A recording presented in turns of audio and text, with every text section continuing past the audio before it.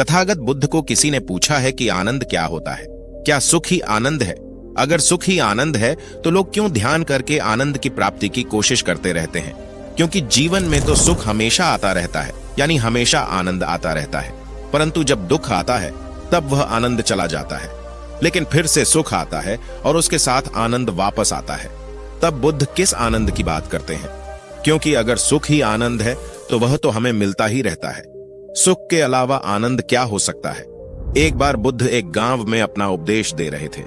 बुद्ध आनंद के बारे में बता रहे थे।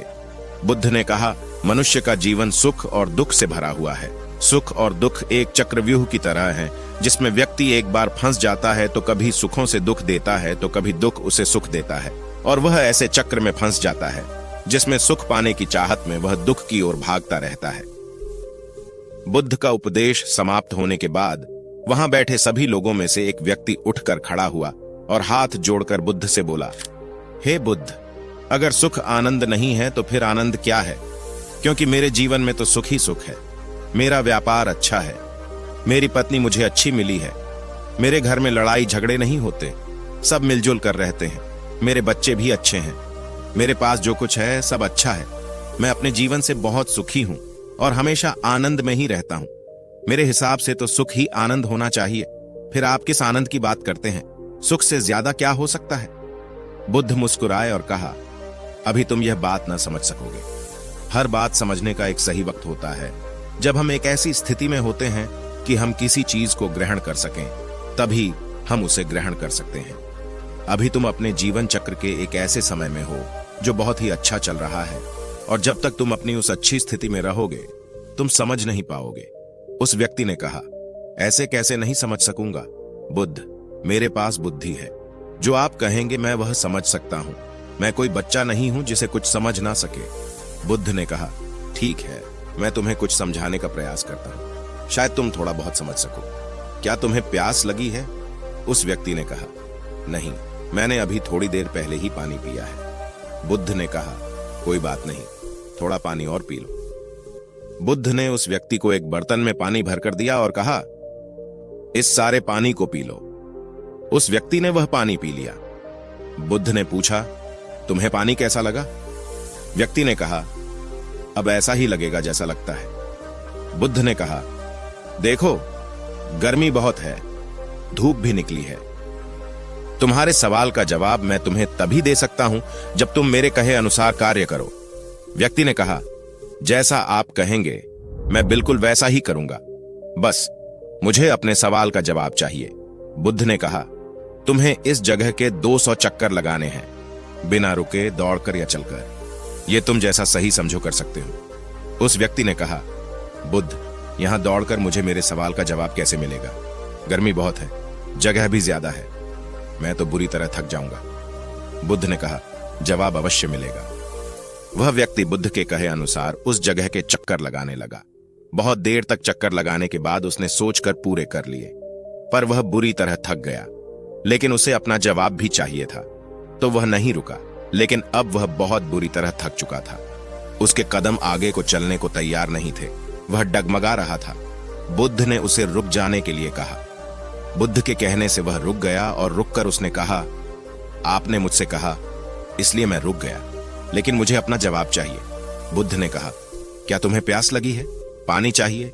व्यक्ति ने कहा, हां, मुझे बहुत प्यास लगी है, मेरा प्राण सूख रहा है, मुझे पानी चाहिए। बुद्ध ने उस व्यक्ति को पानी दिया। उस व्यक्ति ने पानी पिया और कहा, यही तो अमृत है। बुद्ध ने मुस्कुराते हुए कहा, यह पानी तो वही है जो पहले पिया था, तब तुमने इसे अमृत नहीं कहा था। अब तुम्हें यह अमृत क्यों लग रहा है? क्या इस पानी में और उस पानी में जो तुमने पहले पिया था कोई अंतर है? व्यक्ति ने कहा, नहीं, पानी तो वही है, पर अब पानी पीने का अनुभव बिल्कुल ही अलग है। बुद्ध ने कहा, ध्यान से सुनो और समझो। हम किसी भी चीज को तब तक ठीक से नहीं समझ सकते जब तक कि हम उसे समझने लायक न हो जाएं। जब तुमने पहली बार पानी पिया था तब तुम प्यास को ठीक से समझ नहीं रहे थे। उस प्यास के बुझने के आनंद को तुम ग्रहण नहीं कर रहे थे, परंतु अब तुमने प्यास को समझा, पानी मिलने के आनंद को समझा, तभी तो तुम्हारे मुख से अनायास ही निकल गया कि यह तो अमृत है। ठीक इसी प्रकार जब तुम अपनी सही या सुख वाली स्थिति में रहोगे तब तक तुम आनंद को नहीं समझ सकोगे। व्यक्ति ने कहा, आप सत्य कहते हैं बुद्ध, परंतु फिर भी सुख और आनंद में कुछ तो संबंध होगा। बुद्ध ने कहा, बस इतना समझ लो, सुख आनंद की परछाई है। जैसे व्यक्ति की परछाई बनती है या किसी भी वस्तु की परछाई बनती है, तब वह परछाई उस व्यक्ति के होने से बनती है, परंतु परछाई वह व्यक्ति कभी भी नहीं हो सकती। इसी प्रकार आनंद के होने से सुख महसूस होता है, जो कि आनंद की परछाई है। हम जीवन भर जिसे सुख समझकर भागते हैं, वह परछाई से ज्यादा कुछ और नहीं है। आनंद की ओर तो हम देखते ही नहीं, जिसके कारण वह सुख की परछाई बन रही है। उस व्यक्ति ने कहा, बुद्ध, आप बिल्कुल सत्य कहते हैं। मैं आनंद की परछाई यानी सुख को छोड़कर आनंद के बारे में सोच रहा हूं। जब उसकी परछाई में इतना सुख है तो स्वयं आनंद में कितना होगा। मैं उस आनंद को प्राप्त करना चाहता हूं। बुद्ध ने कहा, इंतजार करो। जिस सुख के चक्रव्यूह में तुम फंसे हो, उससे बाहर निकलने का इंतजार करो। यह कहकर बुद्ध वहां से चले गए। 1 वर्ष पश्चात बुद्ध वापस उस गांव में आए। उस व्यक्ति ने जब यह सुना तो वह भागता हुआ बुद्ध के चरणों में आकर गिरा और कहा, बुद्ध, मैं कब से आपका इंतजार कर रहा था। जिस सुख को मैं आनंद समझकर खुश हो रहा था, वह मुझे छोड़कर चला गया। मैं बड़ा दुखी हूं। चारों ओर जीवन में परेशानियां ही परेशानियां हैं। कुछ भी सही नहीं हो रहा। मुझे वह आनंद चाहिए जिसकी सुख परछाई है। मैं यह सोच सोचकर परेशान हूं कि जो सुख खुशी दे सकता है तो आनंद क्या देता होगा। बुद्ध, आनंद क्या है, अब तो बता दीजिए। बुद्ध ने कहा, एक व्यक्ति को जब भूख लगती है तो वह दुख है या सुख। व्यक्ति ने कहा, वह तो दुख है। बुद्ध ने कहा, और जब वह व्यक्ति भोजन खाता है तब वह है सुख है या दुख। व्यक्ति ने कहा, वह तो सुख है। बुद्ध ने कहा, बिना भूख के भोजन का सुख लिया जा सकता है। व्यक्ति ने सोचा और कहा, नहीं बुद्ध, अगर भूख ही नहीं होगी तो कितना भी स्वादिष्ट भोजन हो, उसमें सुख नहीं मिलेगा। बुद्ध ने कहा, अब बताओ कि भूख दुख है या सुख। व्यक्ति ने कहा, तब तो भूख ही सुख है। बुद्ध ने कहा, भूख लगे और भोजन न मिले तब भोजन सुख है या दुख। व्यक्ति ने कहा, तब तो भोजन दुख उत्पन्न करेगा। बुद्ध ने कहा, तब दुख क्या है और सुख क्या है। व्यक्ति ने कहा, बुद्ध, आप सत्य कहते हैं, परंतु आनंद से तो सुख और दुख के चक्कर से मुक्त हुआ जा सकता है। बुद्ध ने कहा, भूख और भोजन इस भौतिक शरीर की जरूरत है। यह जरूरत है न कि सुख और दुख। कोई व्यक्ति भूख लगने पर दुखी ना हो और भोजन मिलने पर खुश ना हो, या भोजन न मिलने पर दुखी ना हो, तो उस व्यक्ति के जीवन में भूख को लेकर सुख और दुख कैसे आएंगे।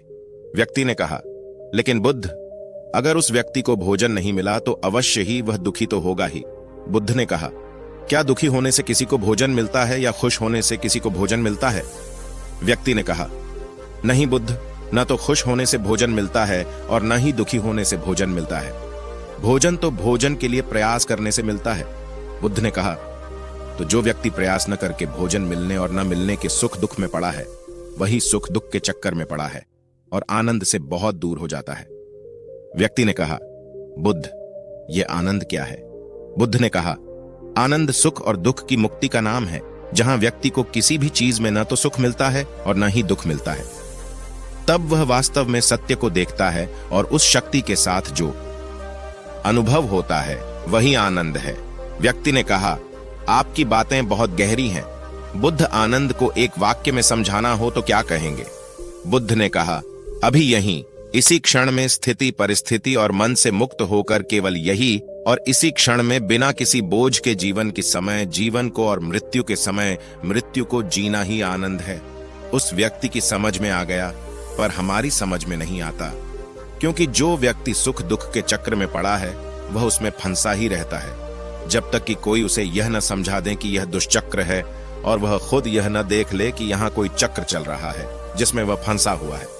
कोई कैद में हो और उसे आभास ही ना हो कि वह कैद में है, तो वह कभी आजाद ना हो सकेगा। जैसे यह पूरी दुनिया मानव मनुष्य है। हम लोग सभी एक कैद में जी रहे हैं और हम खुश हैं, इसमें रोते हैं, चिल्लाते हैं, फिर सोचते हैं कि हम यहीं खुश रहेंगे और फिर रोते हैं और फिर चिल्लाते हैं। यह चक्र कभी पूरा नहीं होता और हम इस कैद में हमेशा सोचते रहते हैं कि हम क्या कर रहे हैं, कौन हैं और यहाँ क्यों पड़े हैं। दोस्तों, उम्मीद है ये वीडियो से आपने बहुत कुछ सीखा होगा। मिलते हैं एक नई कहानी के साथ, तब तक सब्सक्राइब करिए।